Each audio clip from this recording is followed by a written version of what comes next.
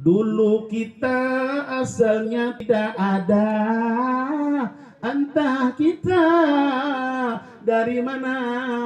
Untung saja ada ruh Nabi Muhammad.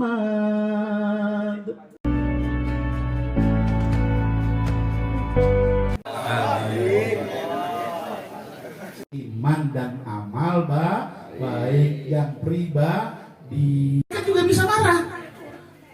Loh, apakah yang marah cuma manusia? Tidak. Malaikat juga pernah marah, apalagi setan. Lebih parah.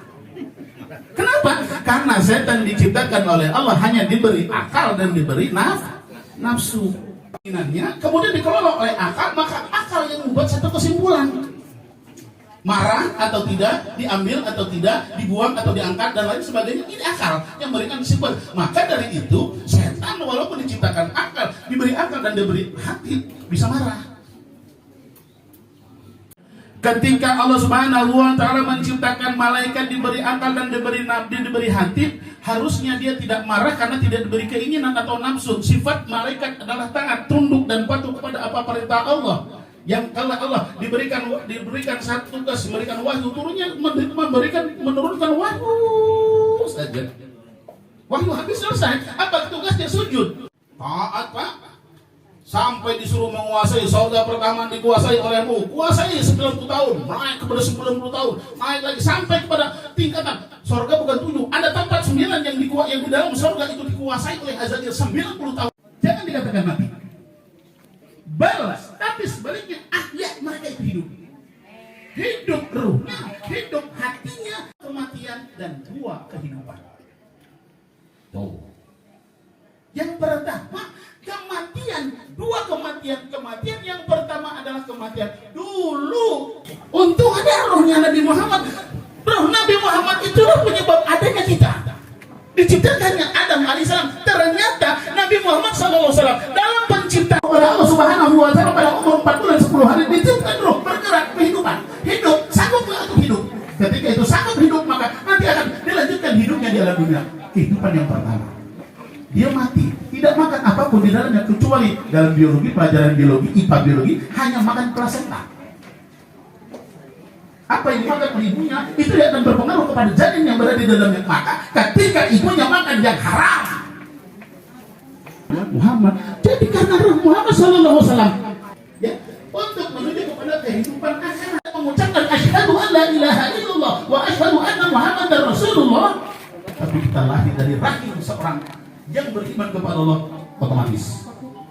Masya Allah, nggak yakin syahadatnya, ribut ya. Kita ini seperti kalau memang nggak mau, nggak usah ikut. Kalau mau nggak usah ragu. Ayo malas saya iman kalimam sama Pak Komar nih. Enak sama Pak Jemal. Kenapa sama Pak Jemal cepet benar? Mengucapkan asyhadu an la ilaha illallah wa asyhadu anna Muhammadar Rasulullah. Tapi kita lahir dari rahim seorang yang beriman kepada Allah otomatis. Yang pernah kembali, maka berpikir mencari kehidupan siapa yang perbuatan yang baik, dialah yang mampu berpikir bahwa kehidupan akhirat itu lebih baik daripada kehidupan dunia. Bukan berarti nggak butuh dunia, bukan berarti begitu. Tapi tidak harus berpikir makan, dikasih bantuan susu, bantuan makan, mikir makan, mulu nggak mikir ibadah, kebok. Mohon maaf. Nah inilah kehidupan. Harus berbuat yang lebih baik karena kehidupan akhirat lebih baik daripada kehidupan dunia. Kekal lagi. Nah kalau sudah kekal, apa yang akan kita pertanggungjawabkan nanti di sana? Jangan sampai salah pulang. Jangan sampai kesesat pulang, Pak Mansi. Jangan sampai sesat. Angkasanya nanti pulang kampung kita semua itu sama. Kampung kita berasal dari Gan. Dari Gan. Illa kecuali wa antum muslimun, kecuali kamu sekalian mati dalam keadaan beriman. Muslim master orang. Setiap orang yang punya kedudukan maka dia adalah dipanggil sini masuk surga, sini masuk surga. Bukan dipanggil pampir dulu. Banyak kiai. Sayangnya apa? Melaju. Oleh karena itu mari 100 hari adalah merupakan satu. Dan waang bisa tinggal di siko. Tapi inye ikan badaket di pohon iko. Kalau waang mendaket di pohon iko, apa lagi ngomong awang waang punya jabatan kekuasaan di singkatan sap-sapnya surga itu 90 tahun, nggak tahu nanggung. Ya, lurah itu. Salah dari saya.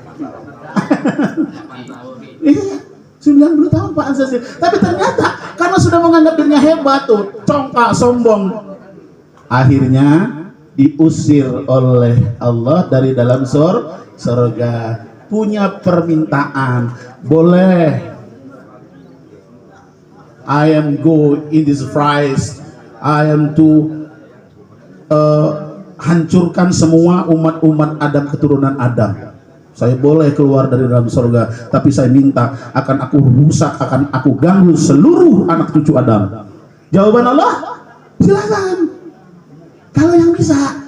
Tapi jangan kau ganggu orang-orang yang beriman kepadaku. Mereka kuat imannya, mereka tidak bisa diganggu karena mereka adalah aku yang bertanggung jawab. Alhamdulillah, boleh jadi itu sebuah teguran. Mana? Ya, untuk menuju kepada kehidupan akhirat. Maka dalam kehidupan pertama manusia adalah mendapat ujian. Ini proses. Ketika itu Allah, jangan kau mengatakan beriman kepadaku sebelum engkau mendapat ujian dariku.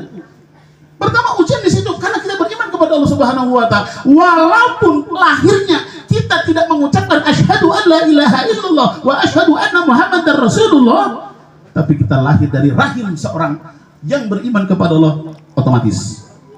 Enggak usah ribut. Ketika dalam kehidupan khalaqal mauta wal hayata linabluwahum, untuk ujian siapa yang baik amalnya. Kenapa demikian diuji kebaikan amalnya siapa? Karena ingat walal akhiratu khairul laka minal ula.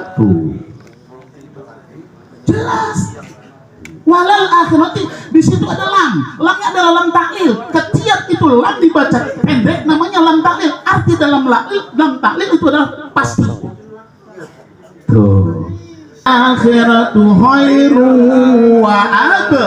Tuh. Ayat berapa Pak? Ya, walal akhirat, dan sungguh kehidupan akhirat. Lanya ada di akhirat, menunjukkan bahwa sebenarnya benar, nggak ada bohong. Inilah bal. Nanti kita bahas kembali lagi. Inilah bal. Maka walal akhiratu khairu, itu lebih baik, wa abqa, dan kekal. Nggak ada ceritanya Pak Soekarno pulang.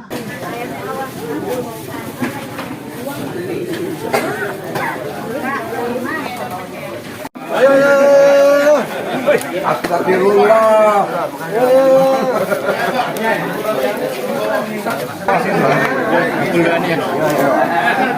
Makasih banyak.